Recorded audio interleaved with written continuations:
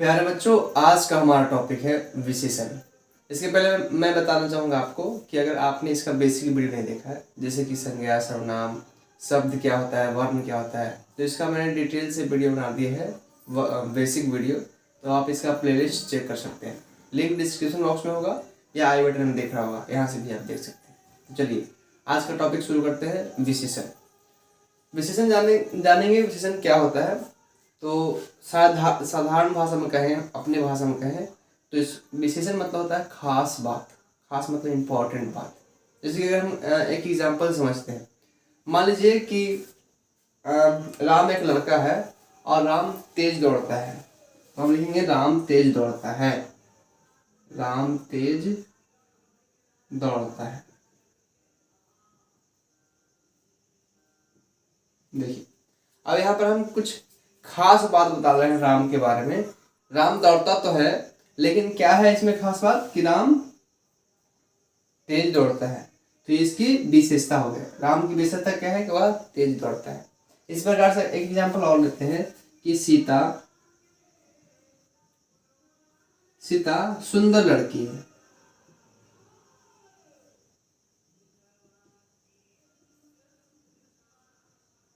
ये सीता सुंदर लड़की है। इसमें सीता की विशेषता क्या है कि वह सुंदर है। तो परिभाषा इस प्रकार से हो जाएगा, जो संज्ञा या सर्वनाम की विशेषता लाए उसे विशेषण कहते हैं। तो परिभाषा मैं यहाँ पर लिख लेता हूँ।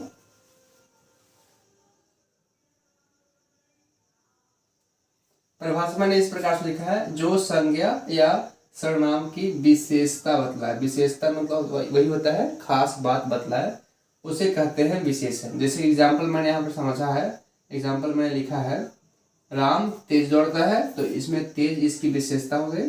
सीता सुंदर लड़की है, सुंदर इसकी विशेषता हो गई। तो आई होप आप समझ गए होंगे विशेषण क्या होता है। अब जानेंगे विशेषण कितने प्रकार के होते हैं।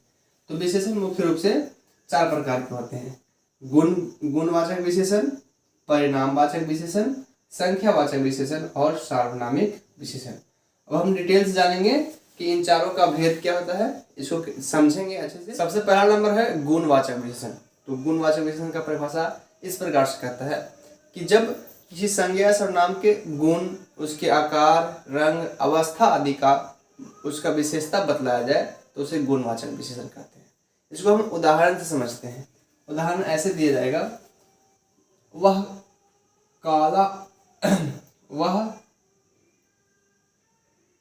काला लड़का है।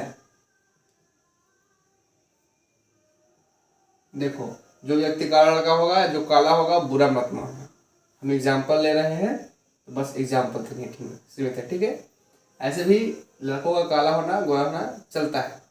लड़कियां जो है थोड़ा सा खूबसूरत होनी चाहिए। तो आइए जानते हैं, वह काला लड़का है। इसमें क्या है, उसका रंग के बारे में बात किया जा रहा है। उसके रंग के बारे में बात किया जा रहा है। तो ये क्या हो गया, काला लड़का गुणवाचक विशेषण, मतलब उसके गुण के बारे में बताया जा रहा है। ऐसे ही और हम कुछ एग्जाम्पल ले सकते हैं। जैसे कि अगर हम ऐसे लेते हैं, काली रात। काली रात, तो ये रात की क्या विशेषता है कि वह काली है, रंग बता दिए। अवस्था भी बता सकते हैं,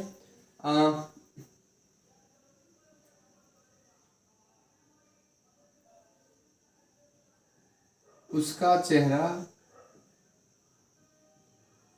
गोल है। गोल है, ये मैंने लिखा उसका चेहरा गोल है। तो यहाँ पे चेहरे की विशेषता क्या है कि वह गोल है, इसका आकार बताया जा रहा है। इस प्रकार से और भी एग्जाम्पल हो सकता है, जैसे कि वह अच्छी लड़की है, वह गोरी लड़की है, या फिर राम तेज दौड़ता है। तो ये सब क्या है, ये सब जो है गुण बताया जा रहा है, तो उसे कहते हैं गुणवाचक विशेषण। तो परिभाषा इस प्रकार से लिखेंगे कि जो संज्ञा या सर्वनाम की गुण को बतलाए, गुण यानी कि उसके आकार, उसके रूप, उसके रंग, अवस्था आदि को बतलाए, उसे गुणवाचक विशेषण कहते हैं। तो परिभाषा हम लिख लेते हैं।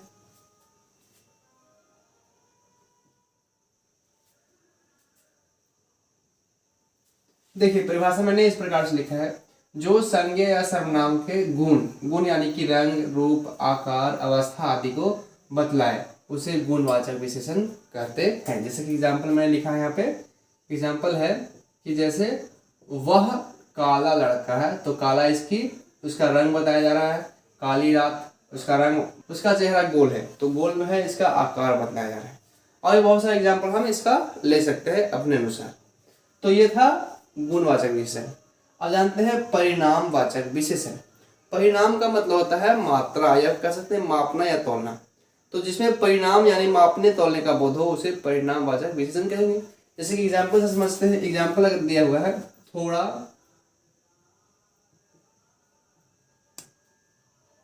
खीर दो,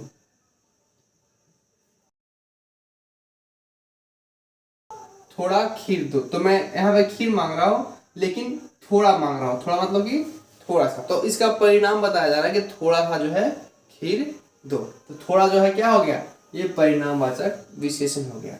और भी बहुत सारे एग्जाम्पल हो सकता है, जैसे कि और घी लाओ,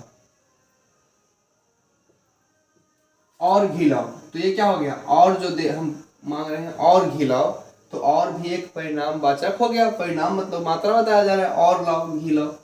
ऐसे ही कुछ कुछ रुपये दो, यहाँ पे दिखेगा नहीं, मैं यहाँ लिख देता हूँ, कुछ रुपये दो।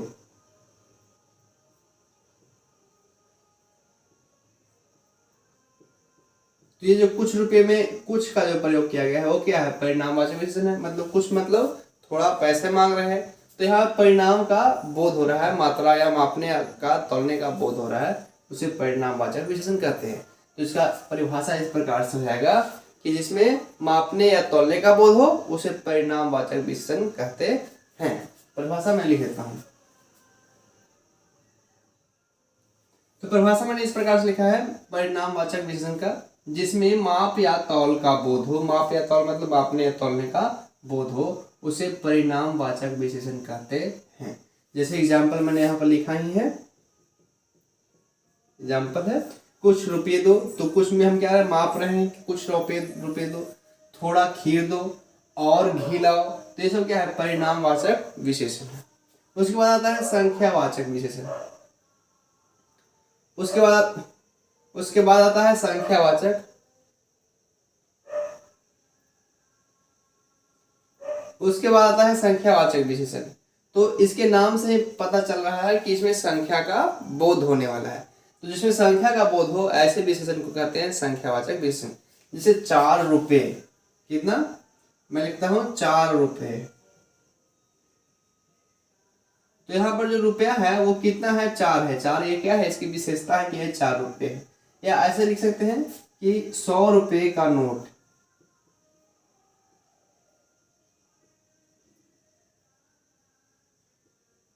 का नोट, तो ये नोट जो है कितने का है, 100 रुपये का है। तो ये जो नंबर है, ये जो संख्या दिखाया जा रहा है वो संख्यावाचक विशेषण में आ जाएगा। और भी बहुत सारे एग्जाम्पल हो जाता है, जैसे कि त्रिभुज, त्रिभुजाकार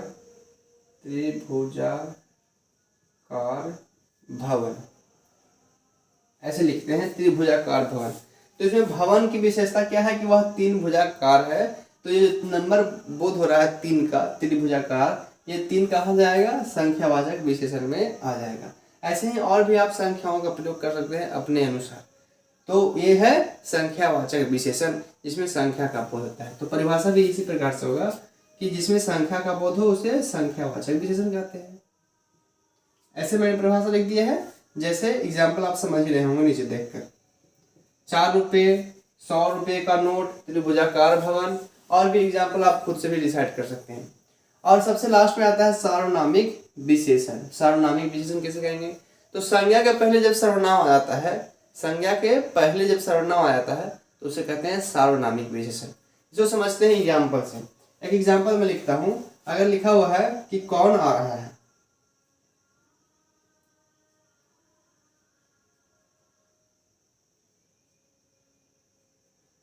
ऐसे मैंने लिखा है कौन आ रहा है, तो यहाँ पे कौन क्या है, कौन एक प्रश्नवाचक सर्वनाम है। मैंने पिछले क्लास में सर्वनाम पढ़ा है, तो ये प्रश्नवाचक सर्वनाम है। और कोई व्यक्ति आ रहा है, उसकी विशेषता हम क्या रहे हैं कि उसको पता नहीं है, हम उसमें सर्वनाम लगा दिए, उसमें क्या लगा दिए, सर्वनाम लगा दिए कि कौन आ रहा है। तो जो कौन है वो क्या हो गया, सार्वनामिक विशेषण हो गया। चलिए एक एग्जांपल और लेते हैं जिसे और अच्छे से समझ में आए। तो हम लिखते हैं वह नौकर नहीं आया, वह नौकर नहीं आया। तो इस एग्जाम्पल में हमें साफ साफ दिखाई दे रहा है, देखिए वह क्या है, सर्वनाम है। बताए थे संज्ञा के बदले जिस शब्द का प्रयोग होता है उसे सर्वनाम कहते हैं। वह जो है सर्वनाम है और यहाँ पे बोल रहे हैं वह नौकर नहीं आया। तो ये नौकर की विशेषता है, यहाँ पे उसके नौकर के पहले हम संज्ञा के पहले सर्वनाम को ले आए हैं, तो ये हो गया सार्वनामिक विशेषण। ऐसे जब संज्ञा के पहले ही सर्वनाम आ जाए तो सार्वनामिक विशेषण हो जाता है। तो इसका परिभाषा हम ऐसे लिखेंगे कि जब संज्ञा के पहले सर्वनाम आ जाए तो उसे सार्वनामिक विशेषण कहते हैं। परिभाषा हम यहाँ पर लिख दे रहे हैं। परिभाषा मैंने इस प्रकार से लिखा है, जब संज्ञा के पहले सर्वनाम आ जाए तो उसे सार्वनामिक विशेषण कहते हैं। जैसे एग्जाम्पल दिया हुआ है, एग्जाम्पल देखकर आप समझ सकते हैं। कौन आ रहा है, कौन जो है एक सर्वनाम है जो संज्ञा के पहले आ गया है। वह नौकर नहीं आया, वह भी एक सर्वनाम है जो संज्ञा के नौकर के पहले आ गया। तो ऐसे सर्वनाम को कहते हैं सार्वनामिक, ऐसे विशेषण कहते हैं सार्वनामिक विशेषण। तो विशेषण का टॉपिक था, विशेषण 4 प्रकार के होते हैं और चारों को मैंने डिफाइन कर दिया है। तो एक बार फिर से हम दोहरा लेते हैं, एक बार समझ लेते हैं। तो पहला था हमारा गुणवाचक विशेषण, जिसमें संज्ञा या सर्वनाम के गुण का बोध कराता है। गुण मतलब कि उसका रंग, उसका आकार, उसका रूप, उसका अवस्था आदि का बोध कराते हैं। जैसे कि वह लड़का काला है, यहाँ पर रंग के बारे में बात किया जा रहा है। काली रात, यहाँ पे काली रात भी रंग की ही बात कर रहे हैं। इसका जो है रूप कह सकते हैं या अवस्था कह सकते हैं। उसका चेहरा गोल है, ये गोल उसका अवस्था है या कह सकते हैं आकार है, यह आकार है। तो यहाँ पे उसके गुणों के बारे में बात किया जा रहा है। जब गुण का बारे आए, जब गुण के बारे में बात किया जाए तो गुणवाचक विशेषण। परिणामवाचक विशेषण क्या होता है, जिसमें माप या तौलने का बोध होता है। जैसे कि थोड़ा खीर दो, थोड़ा मतलब नाप सकते हैं कि 1 केजी 2 केजी, ऐसे थोड़ा सा नाप सकते हैं। और घी लाओ, इसमें भी हम नाप तौल सकते हैं। तो ऐसे एग्जाम्पल में हम परिणामवाचक विशेषण का प्रयोग करते हैं, मतलब जिसमें परिणाम बताया जा रहा है। तीसरा है संख्यावाचक विशेषण, जिसमें संख्या का बोध होता है, उसे संख्यावाचक विशेषण कहते हैं। जैसे कि 4 रुपये दो, यह 4 क्या है, ये 4 जो है संख्या है। 100 रुपये का नोट, तो यहाँ पे 100 रुपये का नोट, जो नोट है वो कितने रुपए का है, 100 का है, तो ये संख्या का बोध करवा रहा है। जैसे त्रिभुजाकार भवन, ये भी संख्या का बोध कर रहा है कि 3 भुजाकार भवन है। तो ऐसे विशेषण कहते हैं संख्यावाचक विशेषण। और लास्ट है सार्वनामिक विशेषण। जब संज्ञा के पहले सर्वनाम आ जाए, जब संज्ञा के पहले ही सर्वनाम आ जाए तो उसे कहते हैं सार्वनामिक विशेषण। जैसे कि कौन आ रहा है, ये कौन जो है एक सर्वनाम है जो संज्ञा के पहले आ गया। वह नौकर नहीं आया, वह भी जो है एक सर्वनाम है जो संज्ञा के पहले आ गया। तो इसे कहते हैं विशेषण। विशेषण में कुछ एक दो और टॉपिक होते हैं जिसको हम इसी वीडियो में कवर कर लेते हैं। जैसे क्या होता है, क्रिया विशेषण क्या होता है, विशेष्य क्या होता है, तो अभी हम ये भी जान लेते हैं। तो पहला हमारा टॉपिक है प्रविशेषण किसे कहते हैं। तो मैं आपको बताता हूँ प्रविशेषण क्या होता है। एक एग्जाम्पल से समझते हैं यहाँ पे कि प्रविशेषण क्या होता है। अगर हम एग्जाम्पल लिखें कि वह बहुत अच्छा लड़का है,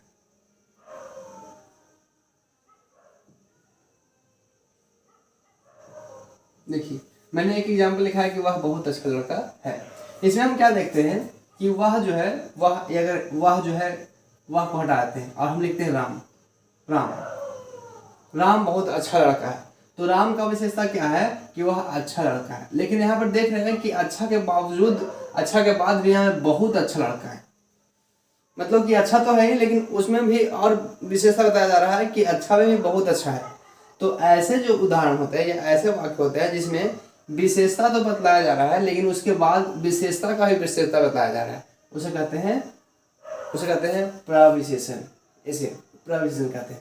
तो इसका परिभाषा ऐसा होता है कि जो विशेषण का भी विशेषता बतलाए उसे प्रविशेषण कहते हैं। जैसे कि एग्जाम्पल में आप देख पा रहे हैं। तो परिभाषा इस प्रकार से लिखेंगे, जो विशेषण है उसका विशेषता बतलाए उसे कहते हैं प्रविशेषण। जैसे एग्जाम्पल देख रहे हैं, एक एग्जाम्पल मैं और लिखता हूं।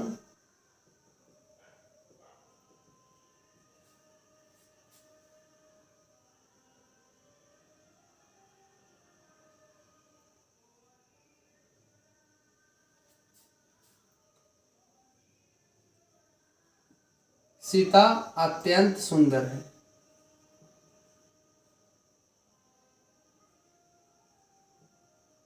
सीता अत्यंत सुंदर है। देखिए यहाँ पर क्या है, सीता के बारे में बताया जा रहा है कि सीता सुंदर है, लेकिन सुंदर में भी क्या है, अत्यंत मतलब बहुत ज्यादा सुंदर है। तो जो अत्यंत हुआ, ये जो अत्यंत है वो क्या है, प्रविशेषण है। और दूसरा यहाँ पर एग्जाम्पल देख ही रहे हैं, राम बहुत अच्छा लड़का है, तो ये हो गया प्रविशेषण। एक होता है क्रिया विशेषण। क्रिया विशेषण का टॉपिक अलग से पढ़ने को मिलता है, लेकिन मैं इसमें जो है इसका उल्लेख कर दे रहा हूँ, अलग से भी वीडियो बना दूंगा, उसमें कोई दिक्कत नहीं है। तो पहले यहाँ जानते हैं क्रिया विशेषण। तो इसके नाम से ही पता चल रहा है, क्रिया मतलब कि काम और विशेषण मतलब कि विशेषता। तो जो काम की विशेषता होता है या जो क्रिया की विशेषता होता है उसे कहते हैं क्रिया विशेषण। जैसे एग्जाम्पल अगर हम ले ऐसे कि वह धीरे धीरे दौड़ता है,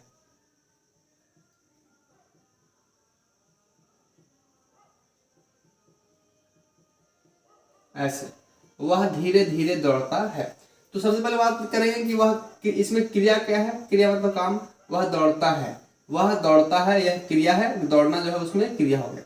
लेकिन क्रिया मतलब कि काम का भी विशेषता क्या है कि वह धीरे धीरे दौड़ता है। तो ये जो धीरे धीरे है, जो विशेषता बता रहा है, इसे कहते हैं क्रिया विशेषण। बहुत ही सिंपल ट्रिक है, जो काम की विशेषता बतलाए, जो क्रिया की विशेषता बतलाए उसे क्रिया विशेषण कहते हैं। जैसे वह धीरे धीरे दौड़ता है तो धीरे धीरे हो गया क्रिया विशेषण। वह जल्दी जल्दी खाता है, वह जल्दी जल्दी खाता है,